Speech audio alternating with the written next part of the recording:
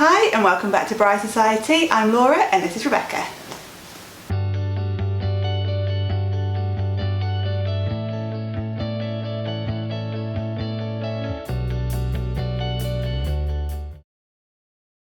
So we can't quite believe we've got to this point in the year again, but now weddings are, touch wood, well and truly back on track. We're looking ahead to next year's wedding trends. So our first few wedding trends that we've identified for next year have come out as sort of an evolution from the whole pandemic fiasco. So naturally there's been an influence on the year ahead. So for a start, the first one we came up was just there is no wedding season anymore. Any season, any day, all goes.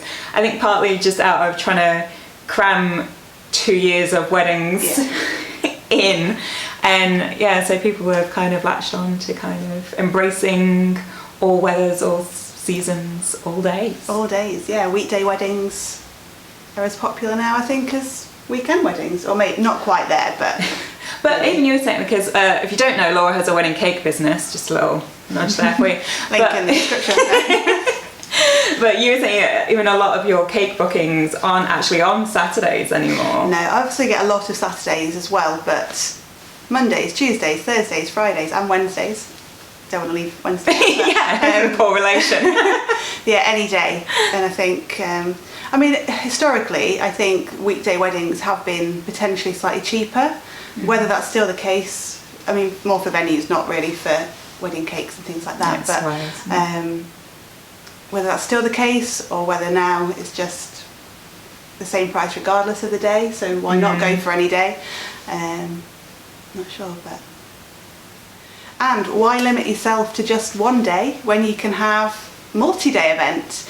Now, obviously, over the past 18 months, seeing family and friends has been, we haven't really been able to see them as much as we would have liked in the past. So now we're getting back to the opportunities of celebrating with our loved ones. Why not make the most of it? So next year we think there'll be more kind of weekend wedding events, so spanning maybe the Friday night to the Monday morning potentially, and so you spend that quality time with all the people you want to spend the time with. Yeah, you waited for this. Exactly. And you know what, even if yours isn't a postponed wedding, like you say, you still maybe haven't seen people in a long time, and really, regardless, I think this is a genius idea, just because it's a lot of planning that goes into just one day and then it's suddenly over. So I definitely think there's something to a multi-day affair. I know I didn't get round to everybody on the wedding day to speak to them. You don't get to spend that much time with your guests and it flies by. So if it's over a number of days, then you know you can at least speak to everyone. Yeah.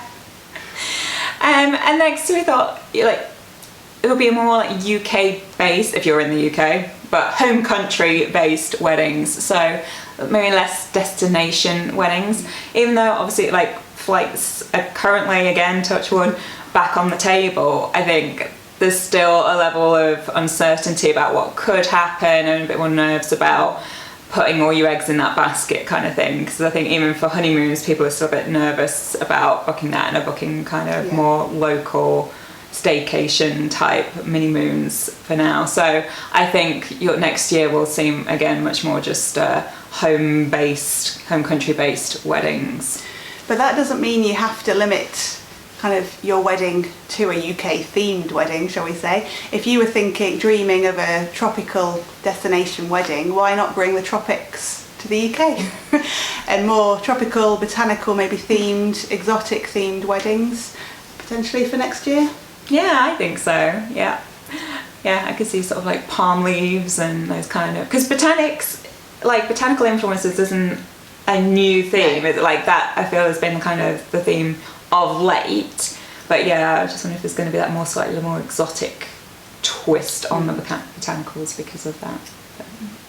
So that, or as another theme that we think is going to kind of come to the forefront, is a much more kind of high glitz glamour type theme. So again, evolution from the pandemic is we've all been trapped inside, we've been wearing our pajamas, our loungewear, and we love that, don't get us wrong.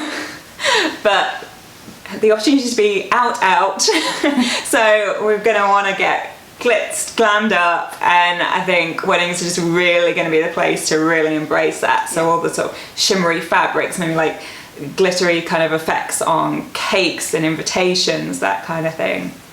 All out. Sounds good.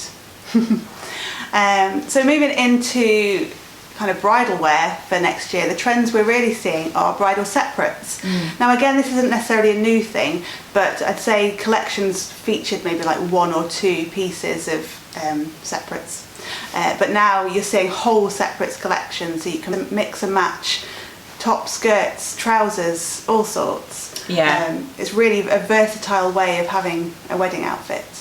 Yeah, much more, you can reflect your personality on what. And I don't know about you when you went dress shopping, but for me, like sometimes I would be like, oh, I really like the top half of that dress and the bottom half of that dress. But you couldn't have them together, but now you can. Yeah, now you can. You almost become your own dress designer. And then so everlasting flowers, which is a fancy way of saying dried flowers, basically. Again, it's something that's kind of been around the last year that we think is still going to really strongly continue into the next year. I think partly out of it means you can obviously, that's something you can prep in advance if it's something you're doing yourself. And so if postponements of weddings, it really doesn't matter. They can still be there and last. And I think that's why it's come into being. But even if that's not an issue anymore, I think just being able to have your wedding flowers and things around your home afterwards, and so from a kind of more eco kind of point of view, the sort of second life to them and all that kind of thing is I think coming to the forefront. And actually we recently put up a video, didn't we, about how even if you're having fresh flowers, like how to kind of like preserve yes, so we'll link that up or down, so you can go and watch that if you want to kind of keep your flowers after the ceremony, or after the wedding day as a whole as well. Yes. Yeah. Or even if, sorry, I was just thinking on the spot here, but like if you've been given bouquets and things in the run up to your wedding, like Valentine's Day or whatever, you know, you've got them, you can maybe try and preserve those ahead to then use at your wedding. Yeah, that's a good idea. There you go. Top tip. Now, something else that we're seeing coming into next year that's become really popular, especially with the rise of doing more DIY things potentially, or lots of businesses offer this as well, is personalised glassware. So no more losing which glass is yours. It's got your name on it. Yeah, and a nice keepsake as well from the wedding, and nice in the like wedding morning, like bridal shots and photos and things. Yeah. Nice touch.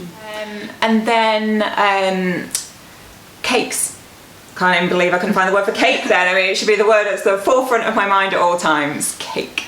So again, so what we're calling them deconstructed cakes, which I think we can totally use that, seeing as you have a wedding cake business, so you know, authority on the matter. That's officially the word we're using. Yeah. So by which we mean, so instead of those sort of more traditional tiered cakes, so still having the tiers, but they're separated. So they're deconstructed and laid out. So different flavors, maybe even different styles, different looks. So if you and your partner, your fiance, can't agree on how you want something to look, have different styles, just put them at different ends of the table. Well, it's creating more of a cake table as well, isn't it? I'm all about that. Yeah, so I'm there. For the cake. Yeah. And another trend we're seeing with cake is arch cakes. So again, this is great if you're having maybe a smaller wedding. You don't need a huge cake, but a really interesting take on the shape of cake. So we're used to the round cakes, square cakes maybe, but yeah, these arches, that there's again so many different ways you can decorate. We've seen them with like dried flowers on, or just simply like a really crisp geometric. Is it still geometric if it's curved? I don't know. Probably not. No. Yeah, so a really crisp arch, just minimalistic design, but maybe a strong design kind of look with them. So it's like Art Deco and potentially inspired. Yeah. So they're our top picks for trends that are going to see popping up next year. If you've seen any that you think are going to be really big next year, feel free to drop them in the comments below. We hope you like the ideas we had. If you do, please give the video a like and subscribe, and we will see you next time.